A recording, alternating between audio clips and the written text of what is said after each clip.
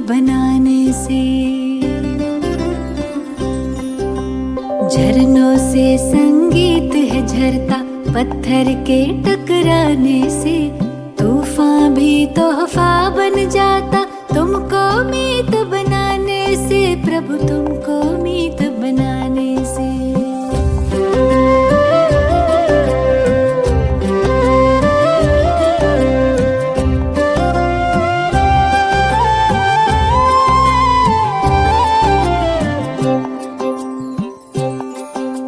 सागर रास्ता दे देता पर्वत भी झुक जाता है,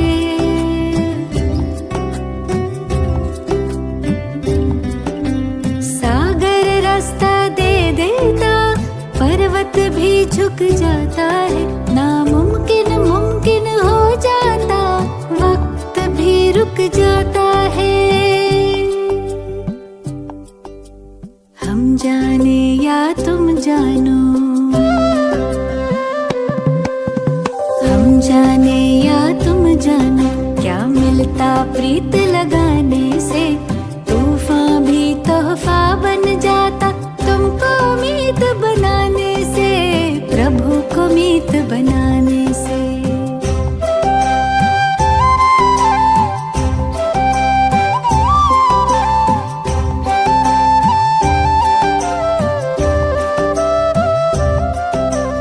याचना ना कामना तुमसे कुछ ना मांगे हम, याचना ना कामना तुमसे कुछ ना मांगे हम, योग करें हम योग्य बने प्रभु काम तुम्हारे आए हम। कष्ट कटे सब विघ्न मिटे, कष्ट कटे सब विघ्न मिटे, लगन की अग्न लगाने से, तूफान भी तोहफा बन जाता तुमको मीत बनाने से, प्रभु को मीत बनाने से।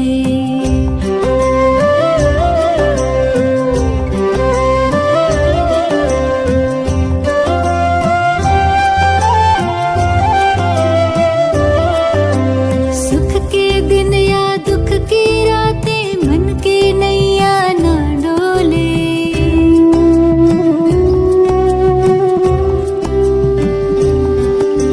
सुख के दिन या दुख की रातें मन की नैया ना डोले, जीत हार हो फूल खार हो जितना खाए हिचकोले,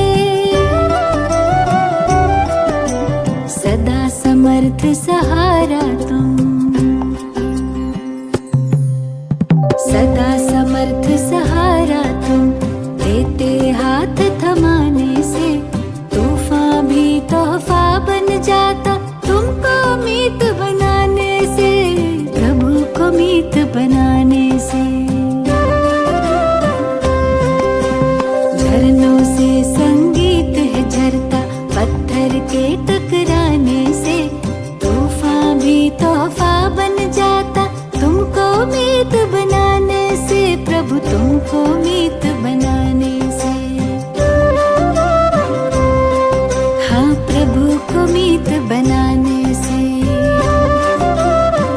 हो तुमको मीत बनाने से।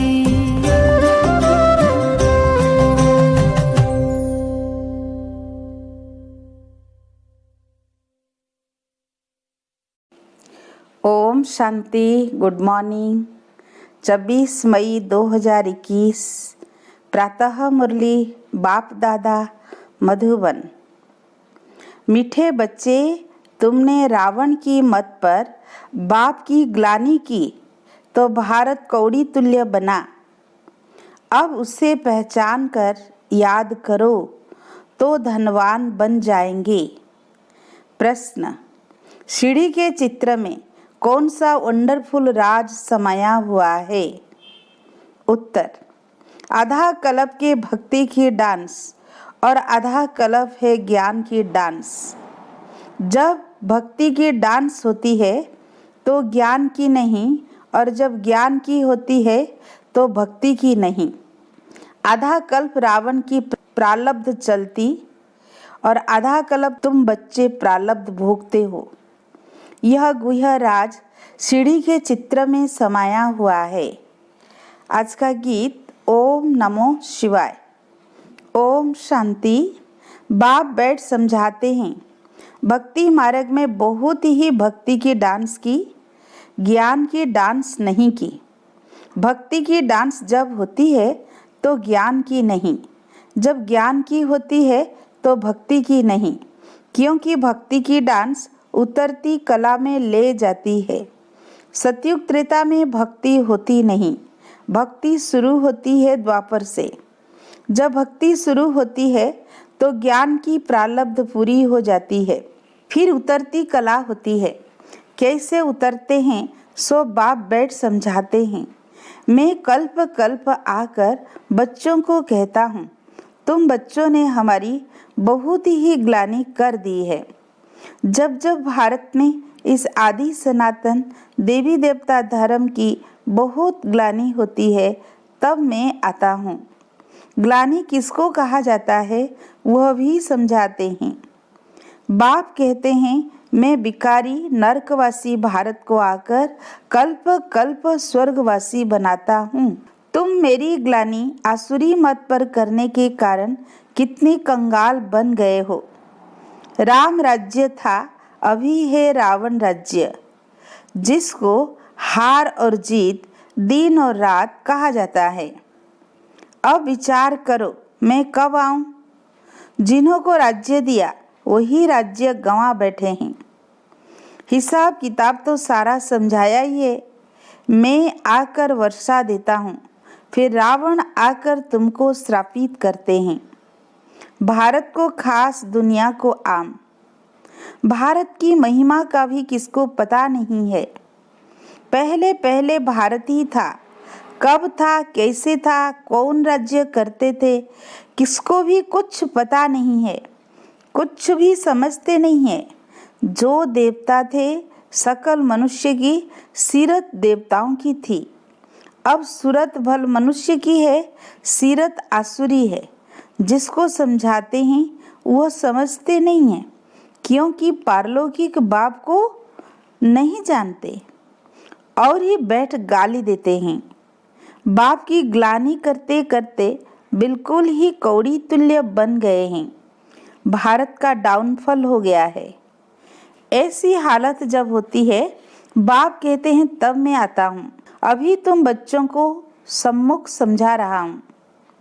कल्प पहले भी ऐसे ही समझाया था। यह दैवी संप्रदाय की स्थापना हो रही है। मनुष्य से देवता बन रहे हैं। मनुष्यों को यह पता ही नहीं है कि बाप कब आते हैं। सतयुग त्रेता में तुम बड़ी खुशी में प्रारब्ध भोगते हो, फिर द्वापर से रावण का श्राप पाते पाते बिल्कुल ही खत्म हो जाते। जैसे देवताएं प्रारब्ध भोगते भोगते त्रेता के अंत में खत्म हो जाते हैं, फिर रावण की आसुरी प्रारब्ध शुरू होती है। भक्ति भी पहले अव्यभिचारी होती है, फिर व्यभिचारी होती है। सीढ़ी ठीक बनी हुई है। हर एक चीज सतो प्रधान, सतो रजो तमो बनती है। खाद पड़ती जाती है। तुम बच्चों को समझाया तो बहुत अच्छी रीति जाता है, परंतु धारणा कम होती है। कोई में तो समझाने का बिल्कुल अकल ही नहीं है। कोई अच्छे अनुभवी हैं जिनकी धारणा बड़ी अच्छी होती है। नंबर वार तो होते हैं ना। स्टूडेंट्स एक समान नहीं होते, कुछ ना कुछ नंबर जरूर रखेंगे। कोई को भी समझाना है बहुत सहज। बाप कहते हैं मुझे याद करो, मैं तुम्हारा बेहद का बाप, सृष्टि का रचयिता हूँ। मुझे याद करने से तुमको बेहद का वर्षा मिलेगा। याद से ही खाद निकलेगी।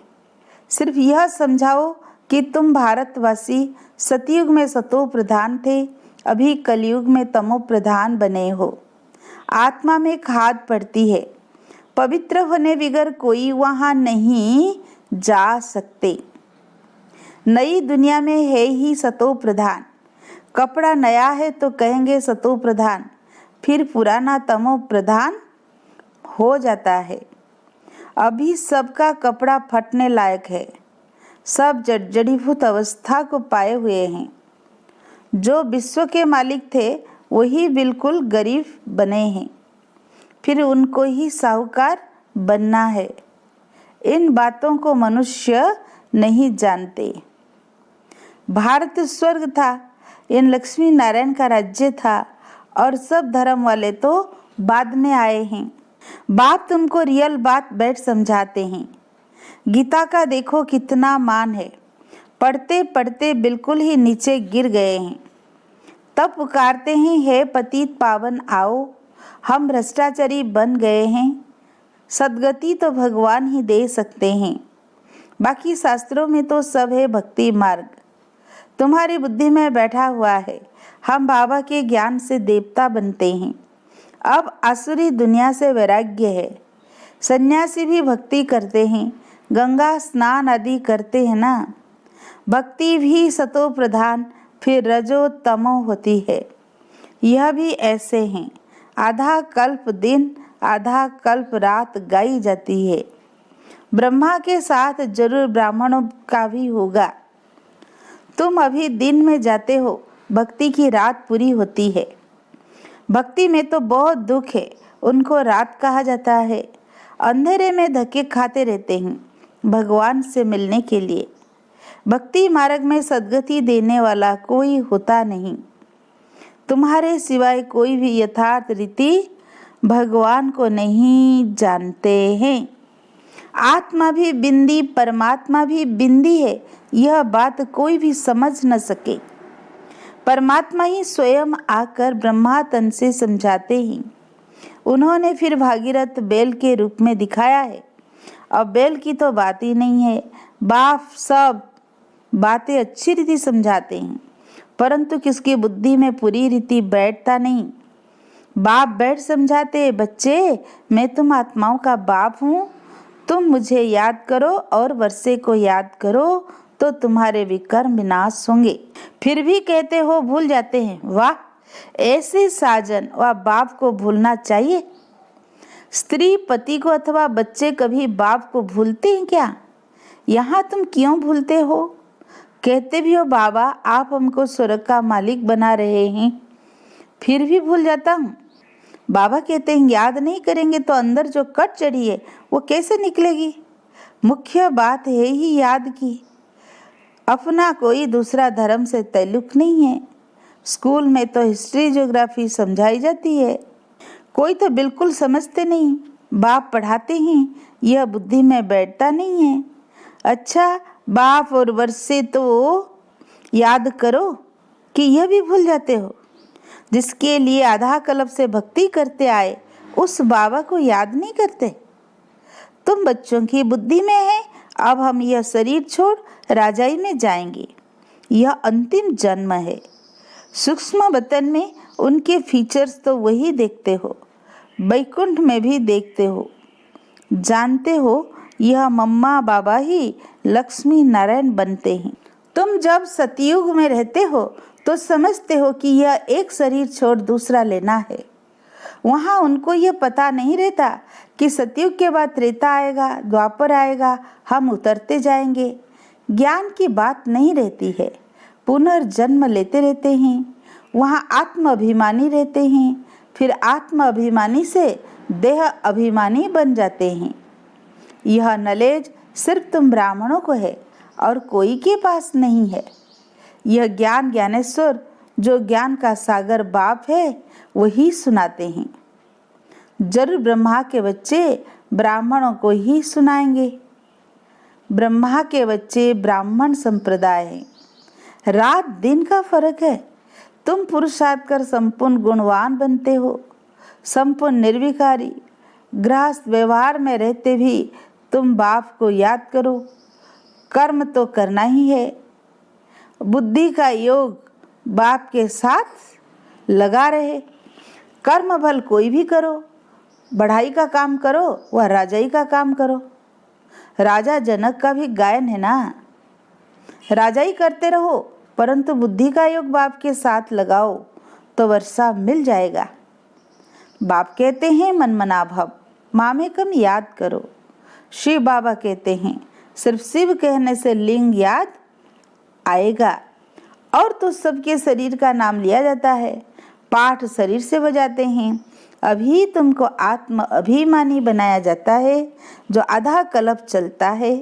इस समय सभी है देह अभिमान में, वहाँ आत्म अभिमानी होंगे। यथा राजा रानी तथा प्रजा। आयु तो सबकी बड़ी होती है, यहाँ सबकी आयु कम है। तो बाप सन्मुख बैठ बच्चों को कितना अच्छी रीति समझाते हैं। हे आत्माओं, क्योंकि आत्मा ज्ञान लेती है, धारणा आत्मा में होती है। बाबा को शरीर तो है नहीं, आत्मा में सारा ज्ञान है। आत्मा भी स्टार है, बाबा भी स्टार है। वो पुनर्जन्म नहीं लेते हैं, आत्मा ही पुनर्जन्म लेती है। इसलिए बाबा ने काम दिया था कि परमात्मा की महिमा और बच्चे की महिमा लिख कर आओ। दोनों की अलग अलग है। श्री कृष्ण की अलग महिमा है, वह साकार और शिव निराकार। इतना गुणवान इन्हें किसने बनाया? जरूर कहेंगे परमात्मा ने बनाया। इस समय तुम ईश्वरीय संप्रदाय हो, तुमको बाप सिखला रहे हैं, पीछे फिर प्रारब्ध भोगते हैं। सतयुग में तो कोई नहीं सिखलाएंगे, भक्ति मार्ग की सामग्री ही खत्म हो जाती है। इस दुनिया से वैराग्य भी चाहिए, अर्थात देह सहित देह के सब संबंध छोड़ अपने को शरीर आत्मा समझना है। नंगे आए थे, नंगे जाना है, अर्थात ये पुराना शरीर यहीं छोड़ना है। यह पुरानी दुनिया खलास हो जानी है। हम सब नई दुनिया में जाने वाले हैं। बस यह याद की मेहनत करते रहो, इसमें ही फेल होते हैं, याद करते नहीं हैं। जो भी समझने के लिए आते हैं उनको भी यही समझाना है। शिव बाबा ब्रह्मा द्वारा कहते हैं कि मुझे याद करो, तो याद से तुम्हारी खाद निकल जाएगी, तुम विष्णुपुरी के मालिक बन जाएंगे। विष्णुपुरी ही स्वर्गपुरी है। तो जितना हो सके बाप को याद करो। जिस बाप को आधा कल्प याद किया है, अब वो सन्मुख आए हैं, कहते हैं मुझे याद करो। उनको कोई भी जानते नहीं, खुद ही आकर अपना परिचय देते हैं। मैं जो हूँ, जैसा हूँ, ऐसा कोई विरला जानते और निश्चय करते हैं। निश्चय कर लेते हैं तो पुरुषार्थ कर वर्षा पा लेते हैं। शिव बाबा कहते हैं मुझे याद करने से ही तुम्हारे विकर्म विनाश होंगे और तुम पवित्र बन पवित्र दुनिया के मालिक बनेंगे। विकर्म कोई भी नहीं करना है। अच्छा, मीठे मीठे सिकील दे बच्चों प्रति माता पिता बाप दादा का याद प्यार और गुड मॉर्निंग। रूहानी बाप की रूहानी बच्चों को नमस्ते। हम रूहानी बच्चों की रूहानी बाप दादा को याद प्यार गुड मॉर्निंग नमस्ते नमस्ते। धारणा के लिए मुख्य सार। फर्स्ट पॉइंट, पुरुषार्थ कर संपूर्ण गुणवान बनना है। कर्म कोई भी हो लेकिन बाप की याद में रहकर करना है, कोई भी विकर्म नहीं करना है। सेकेंड पॉइंट, यह पुराना कपड़ा शरीर जर्जरीभूत है, इससे ममत्व निकाल देना है। आत्मा को सतो प्रधान बनाने का पूरा पूरा पुरुषार्थ करना है। आज का वरदान, करना और कहना इन दो को समान बनाकर क्वालिटी की सेवा करने वाले सच्चे सेवाधारी भव। सदा टेंशन रहे कि पहले करना है फिर कहना है। कहना सहज होता है, करने में मेहनत है, मेहनत का फल अच्छा होता है। लेकिन यदि दूसरों को कहते हो स्वयं करते नहीं तो सर्विस के साथ साथ डिस सर्विस भी प्रत्यक्ष होती है। जैसे अमृत के बीज की एक बूंद भी पड़ने से सारा अमृत विष बन जाता है। ऐसे कितनी भी सर्विस करो लेकिन एक छोटी सी गलती सर्विस को समाप्त कर देती है। इसलिए पहले अपने ऊपर अटेंशन दो, तब कहेंगे सच्चे सेवाधारी। आज का स्लोगन, अनेकता में एकता लाना, बिगड़ी को बनाना, यह सबसे बड़ी विशेषता है। मातेश्वरी जी के अनमोल महावाक्य। चढ़ती कला और गिरती कला की मुख्य जड़ क्या है? बहुत मनुष्य यह प्रश्न पूछते हैं कि जब इतना पुरुषार्थ कर जीवन मुक्ति पद को पाते हैं तो फिर वहाँ क्या कारण बनता जो हम नीचे गिरते हैं?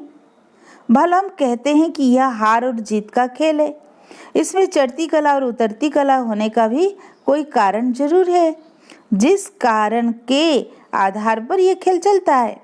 जैसे पुरुषार्थ से हम चढ़ रहे हैं वैसे गिरने का भी कारण जरूर है।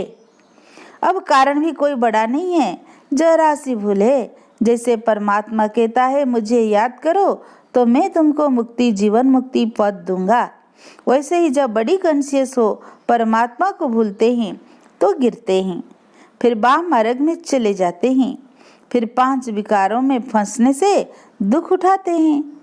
तो यह हुआ अपना दोष, न कि रचता का दोष।